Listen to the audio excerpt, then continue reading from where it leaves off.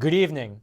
Yesterday, 4 congressional Democrats introduced this new bill, which would expand the Supreme Court and add 4 new justices. However, they say that this is absolutely not court packing. Meanwhile, Project Veritas released the second part of their Exposed CNN series. This time, it's an undercover video centered around how CNN used the COVID death toll to drive up their ratings. However, if you go on over to James O'Keefe's Twitter page right now to watch it, you won't be able to, because soon after that video was released, Twitter permanently suspended his account. And lastly, over at Ohio State University, the president over there has announced a new initiative that will, among several other things, focus on hiring new, diverse professors, meaning essentially they will not be straight white men. Now, is that even legal? Well, let's go through that together. This is your daily Facts Matter update, and I'm your host, Roman, from the Epoch Times. Now, let's begin today's discussion with a question. If you increase the number of Supreme Court justices, but you don't call it court packing, then is it really packing the court? Well, now is the time that we have to find out, because just yesterday, 4 congressional Democrats introduced a bill to expand the Supreme Court and add 4 new justices. In fact, this is it right here. It's only 2 pages long. It's not very long at all. And it is called the Judiciary Act of 2021. And it would add 4 more justices to the bench, chosen, naturally, according to the U.S. Constitution, by Joe Biden. Now, while many people argue that this is an act of court packing, Jerry Nadler, on the other hand, has a different take on it. Here's what he said. "We are not packing the Supreme Court. We are unpacking it." Now, what he's referring to there is the fact that President Trump was able to fill 3 Supreme Court seats, and at the moment, the conservative wing of the court has a 6-3 majority. Here's how Senator Ed Markey, who is a Democrat from Massachusetts and another co-sponsor of this proposal, here's how he described it. "Republicans stole the court's majority, with Justice Amy Coney Barrett's confirmation completing their crime spree. This legislation will restore the court's balance and public standing and begin to repair the damage done to our judiciary and democracy." And when he says restoring the balance, he likely means that if they were to add 4 new seats to the Supreme Court under Joe Biden, then the court would go from a 6-3 conservative majority to a 7-6 liberal majority. However, this is very unlikely to happen, because even within the Democratic Party, this was not taken very well. In fact, Nancy Pelosi, in speaking about this proposal, here's what she said. "I have no plans to bring it to the floor." And instead, she voiced support for that commission that was set up by Joe Biden to study possible changes to the court.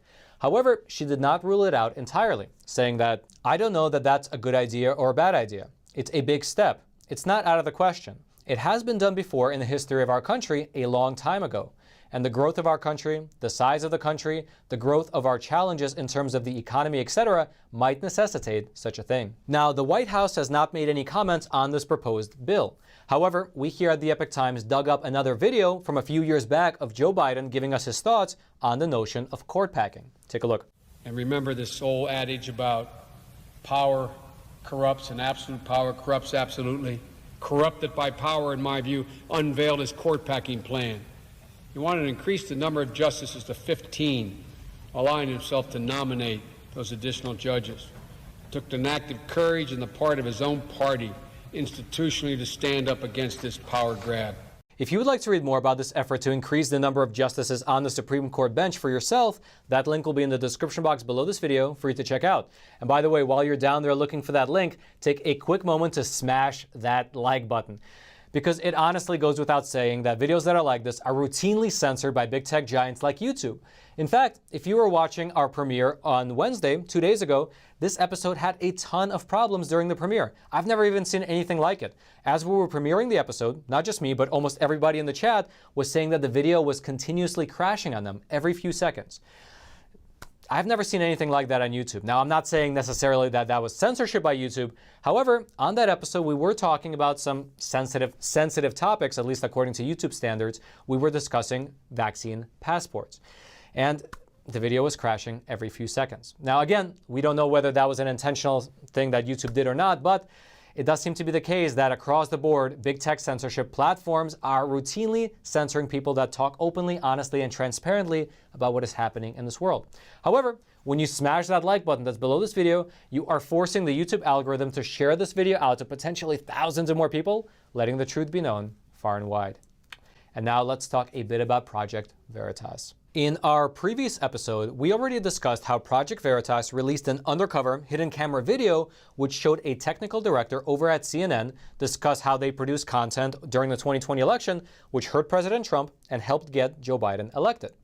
Now that video clip was only part one of the broader Exposed CNN series. And the very next day, Project Veritas released part two, which showed the same CNN director discussing how they pushed COVID death numbers in order to get better ratings. Take a look. COVID, gangbusters with ratings. Gangbusters with ratings, right? Which is why we constantly have the death toll on the side. Let's make it higher. Like, why isn't it high enough, today? Like, it would make our point better if it was higher. It's fear. Like, fear really drives numbers. Fear is the thing that keeps you tuned in. It's literally a red phone. Like this special red phone ring. Yeah. And they pick it up, and this producer picks it up. And you're mop, mop, mop, mop, mop. And every so often they put it on speaker, and it's like the head of the network being like, there's nothing that you're doing right now that makes me want to stick. Put the numbers back up, because that's the most enticing thing that we have.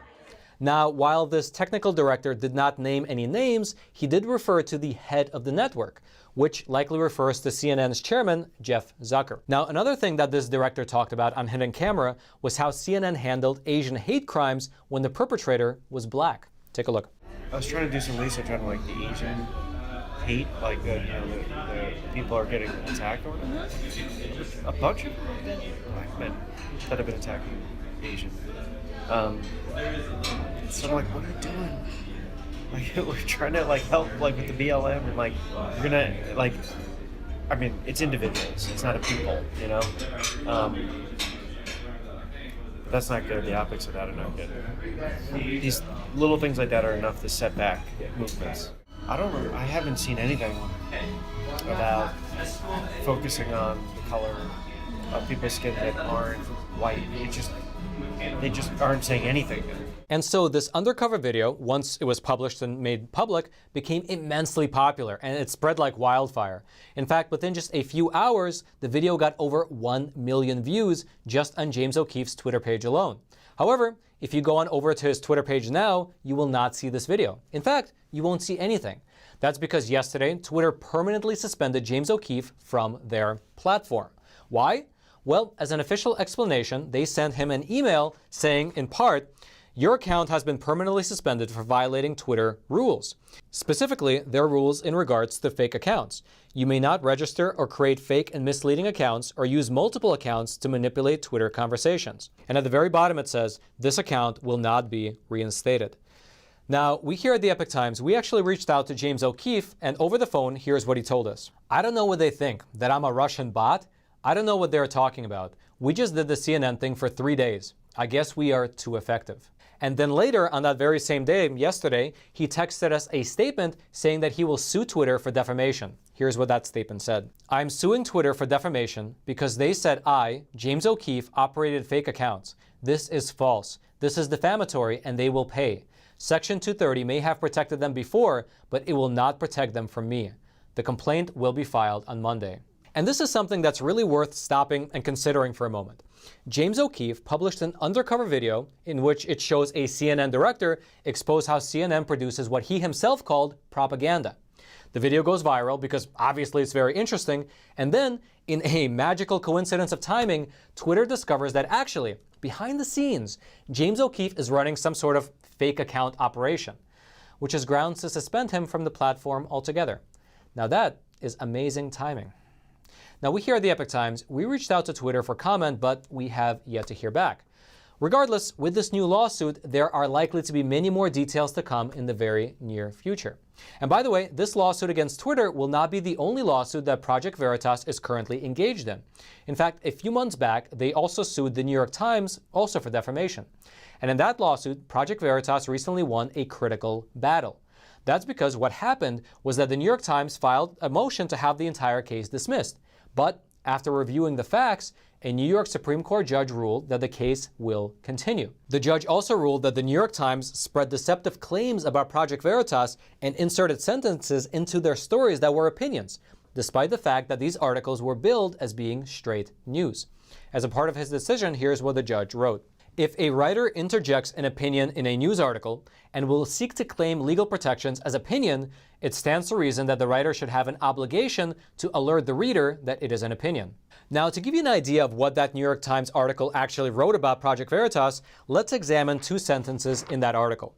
They wrote that conservative publications magnified the reach of a deceptive video released last month by Project Veritas.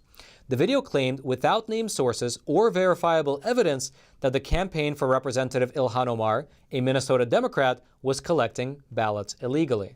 Now, in these sentences are 2 claims. One is that the video was deceptive, and that the second was that the video did not have any verifiable evidence. Now, the New York Times argued that these 2 claims were opinions, which were incapable of being judged true or false. But the judge, the Supreme Court judge in the case, did not agree. He said that the way this article was presented these statements as facts, and it made readers believe that these were statements of fact rather than opinion. Here's what he wrote. Stating that the video is deceptive and stating without verifiable evidence in a factual way in a news article certainly presents the statement as fact, not opinion. Then the lawyers for the New York Times, they tried a different argument. They said that the New York Times actually did demonstrate that the video was deceptive because they cited other news outlets as well as other fact checkers who said that the video was deceptive. However, the judge did not buy that argument. He said that regardless of how many people say something, it does not necessarily make it true. Here's what he wrote. Polling does not decide truth nor speak to evidence, and defendants have not met their burden to prove that the reporting by Veritas in the video is deceptive. Now, we here at the Epoch Times, we reached out to the lawyer who represents the New York Times in this case for comment, and he told us to reach out directly to the New York Times, which we did, but have not heard back yet. Regardless, as to what the next step in this case will be, well, here's what Project Veritas said in a statement. This ruling means that Project Veritas will now be able to put New York Times reporter Maggie Astor and New York Times executive editor Dean Backwit under oath, where they will be forced to answer our questions. Project Veritas will record these depositions and expose them for the world to see. And so it looks like Project Veritas will be having their hands pretty full, not only with this lawsuit, but also with this new upcoming one against Twitter. If you would like to read more about this case, about the upcoming Twitter case, or if you would like to watch part 2 of that Exposed CNN Undercover video series, all those links will be in the description box below this video for you to check out. Now, before we move on over and discuss how Facebook is also censoring America, specifically stories about how the co-founder of BLM bought up millions of dollars in real estate, I would like to take a quick moment and introduce our sponsor for today's episode, and I will do so from the sound booth. That's right. The sponsor of today's episode is American Hartford Gold, which is a company run by patriots. That's why they sponsor a program like ours. And actually, they're also my personal gold and silver bullion dealer. I just got my recent order from them in the mail. Now, if you are worried about the economic situation in America with these trillions of dollars in stimulus packages, these trillions amounts of dollars that the Fed has pumped into our economy by buying up all these assets, or our national debt ballooning to what it has and seemingly no one talking about it, well, so am I. And by the way, I don't give you any financial advice, but I'll tell you what I do. And for the last 4.5 years, I've been buying up physical gold and silver every single month. Just every single month, I allocate a portion of my salary to buying physical gold, like this gold 1 ounce coin or this silver 10 ounce bar. I don't know if you can see it. It's quite beautiful. That's what I do. I buy it, and I believe it's probably one of the best hedges against inflation that you can get. It had value 5,000 years ago, it has value today, and it'll have value, in my opinion, well into the future.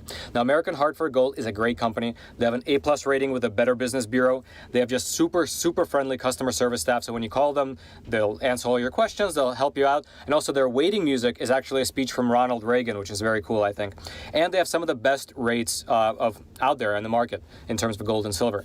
So if you want to check them out, the link will be in the description box below this video. And actually, right now, they're offering a special where, depending on how much you buy, they'll actually throw in $1,500 of free silver into your order. So that's great.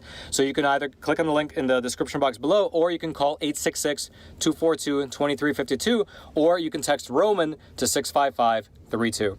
American Hartford Gold, thank you so much for sponsoring our episode. And now, Roman in the studio, back to you. And now, while we are on the topic of big tech censorship, let's talk a little bit about Facebook, because they also got into the action as well. Yesterday, Facebook blocked all of their users from being able to share an article from the New York Post. Specifically, it was this article here, which detailed how one of the co-founders of BLM has been buying up a lot of real estate recently, including at least one mansion. If you try to share that story on Facebook right now, this is the message that you get. It says that you cannot share it because that post goes against Facebook's community standards. Now let's back up here for a moment and discuss what this article is all about. Now, as justification for why this article is newsworthy, here's what the New York Post said in a statement. The $3.2 million real estate spending spree of a BLM co-founder is newsworthy for two reasons. One, she's an avowed Marxist, and as a public figure, it's legitimate to question whether she's practicing what she preaches. And secondly, as the article details, the finances of Black Lives Matter are opaque, a mixture of for-profits and tax-free nonprofits, and they don't reveal how much its executives are paid. Now, after that article was published, the co-founder of BLM, she accused the New York Post of being abusive and putting her at risk. The assumption being that people would be able to find her to find where she lives. However, it's worth noting that while the New York Post article does have some pictures of the properties that she bought, it does not include their addresses. And according to the New York Post, all of the information was compiled from public records. But still, Facebook decided to ban the story because supposedly it violated their privacy and personal information policies. However, the New York Post is accusing Facebook of not acting as a platform and instead making clear editorial decisions. Here is part of their statement. This decision is so arbitrary as to be laughable. Does Facebook know how many newspapers, magazines, and websites highlight the real estate purchases of the rich and famous? The next time People magazine covers Kim Kardashian's latest mansion purchase, will it violate any community standards? How about running a picture of the resort Ted Cruz is staying at? No, this rule has not been and will not be applied in any fair manner. And by the way, it's also worth noting that Facebook is not only blocking the New York Post. Just this morning, the Daily Mail also reported that Facebook will not allow their story, also about this BLM co-founder's real estate purchases, to be shared. It looks like on Facebook you can donate to BLM, but you can't read the story. Regardless, if you would like to dive deeper into this Facebook censorship story, that link will be in the description box below this video for you to check out. However, wherever there are challenges, such as big tech censorship, there are usually opportunities. And as an example of that, Mike Lindell, the owner of MyPillow, is launching his own free speech social media platform, and it will launch this upcoming Monday. He called his new platform Frank, and he says that its mission is to provide a place for free speech as laid out in the U.S. Constitution. During a video statement where he made this announcement, here's what he said. On Monday morning at 9 a.m., we're going to have the biggest launch. It's like a YouTube-Twitter combination. You've never seen anything like it. You're not going to have to worry about what you're saying and worry about being able to speak out freely. However, he did mention certain caveats with things like threats of violence and foul language not permitted on his platform. Here's what he said. You don't get to use the 4 swear words, the C word, the N word, the F word, or God's name in vain. He also mentioned that this new platform will be using his own servers, and that means they will not be subject to censorship by big tech companies like Amazon or Google. And so we'll have to wait to see until Monday what this platform ultimately looks like. And now let's talk a bit about what's happening over in Ohio, specifically at Ohio State University. According to the president of that university, they are planning to hire 50 additional professors who focus on social and racial justice. And this is, by the way, part of our broader initiative, which is estimated to cost the school several $1 million every year. During a speech, the university professor, who is a woman by the name of Christina Johnson, she announced something that she called the RAISE initiative, with RAISE being an acronym which stands for Race, Inclusion, and Social Equity. Now, in that same speech, Ms. Johnson said that the university's current overall plan is to hire a minimum of 350 new faculty members. And out of those, 150 will come from this new social justice RAISE initiative. And out of those 150, they will be broken down into 2 categories. 1/3 of the new professors will be what she calls scientists, artists, and scholars whose work addresses social equity and racial disparities in fields such as healthcare, education, justice, etc. And then the other 2/3 of these new professors will be from what she said, underrepresented and BIPOC communities. And BIPOC, by the way, if you don't know, stands for Black, Indigenous, and People of Color. So basically, these professors can be anything other than straight white men. Now, this decision was praised by the school's chief diversity officer, who said that this provides the university with an opportunity for the university to produce a groundswell in terms of diversifying the faculty. Diverse faculty attracts diverse students. Now, it's unclear whether they also will have a quota on hiring conservative professors.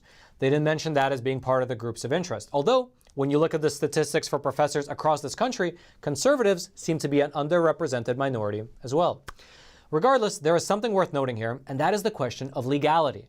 Can a school like this, particularly Ohio State University, which is a public university, make hiring decisions based on race, gender, or ethnicity? Well, we here at the Epoch Times, we spoke to a professor out in Michigan about this topic, and he told us that if Ohio State discriminates in their hiring practices, as they indicated that they will, that will be in violation of not only their own policies, but also federal civil rights laws, specifically Title VI of the Civil Rights Act and Title IX of the Education Amendments. And for your reference, by the way, Title IX prohibits discrimination in employment on the basis of sex, while Title VI prohibits discrimination on the basis of race, color, or national origin. Here's what this professor told us. It's my opinion that OSU, which is Ohio State University, would be in violation of federal civil rights laws if they make hiring decisions for their RAISE initiative by giving preferences to faculty candidates on the basis of sex, color, race, ethnicity, etc. He then followed up his statement by saying that Ohio State is either unaware of federal civil rights laws or it thinks that it's above the law. Now, we here at the Epoch Times, we actually reached out to Ohio State's University's Diversity Department for comment, but they have yet to get back to us. Regardless, if you would like to read more about this development over at Ohio State, that link will be in the description box below this video for you to check out. And now lastly, as we already mentioned in several other videos, on the very same day that Joe Biden was sworn into office, YouTube made the unilateral decision to demonetize our program. We can now no longer run any ads before, during, or after Facts Matter, and the Super Chat feature has just been disabled. They effectively cut off our ability to advertise, and again, if you were on our premiere 2 days ago, it looks like they might be throttling our video as well. However, I'll throw a link into the description box below this video to a page where you can subscribe to the Epoch Times. It only costs a few dollars every month, but by subscribing, not only will you be supporting honest, independent journalism, but you will also get unfettered access to all of our reports, all of our investigations, our opinion content, our infographic, all of our documentaries, and if anything ever happens here on YouTube, you will get continuous access to Facts Matter, Crossroads, American Thought Leaders, and our other video programs as well. Again, that link will be in the description box below this video. I hope you click on it, I hope you subscribe, and I hope that you join us on this journey of exploring truth and tradition through honest journalism. Now, if you haven't already, smash that like button for the YouTube algorithm, subscribe to this YouTube channel in order to get honest news content delivered directly into your YouTube feed while you still can. And by the way, we will continue to publish here on YouTube for as long as people watch videos on YouTube, as long as we don't get kicked off. It's just what we'll do. And until next time, I'm your host, Roman from the Epoch Times. Stay informed and stay free.